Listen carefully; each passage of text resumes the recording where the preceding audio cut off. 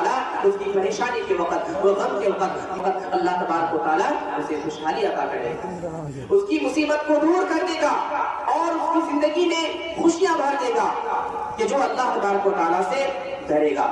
آئیے میرے معزز سامنے ان اصول کی روشنی میں ہم اپنے آپ کا جائزہ لیں۔ ایک طرف تو ہم خوشحال زندگی کے متمنی نظر آتے ہیں، پرسکون زندگی کے متمنی نظر آتے ہیں، دوسری طرف ہم کیا کرتے ہیں؟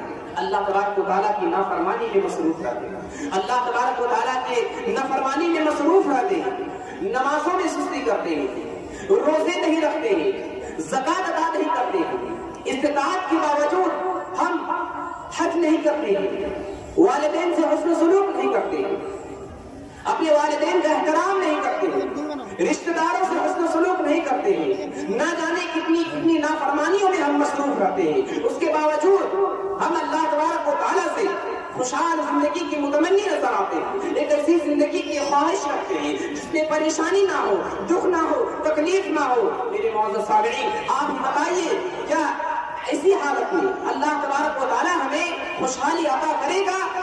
ہرگز نہیں میرے معزز سامعین۔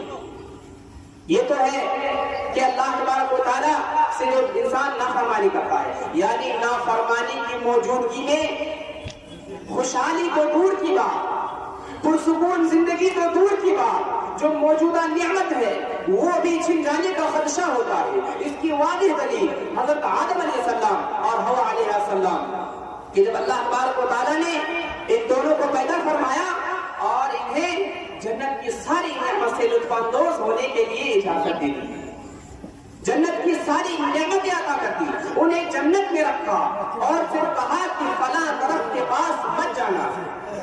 ساری نعمتوں سے لطف اندوز ہونے کی اجازت تھی، صرف کہا کہ فلاں درخت کے قریب مت جانا۔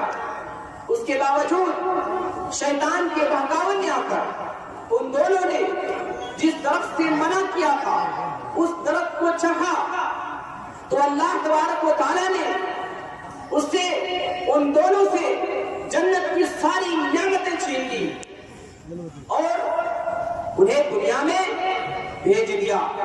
غور کرنے کا مقام ہے میرے معزز۔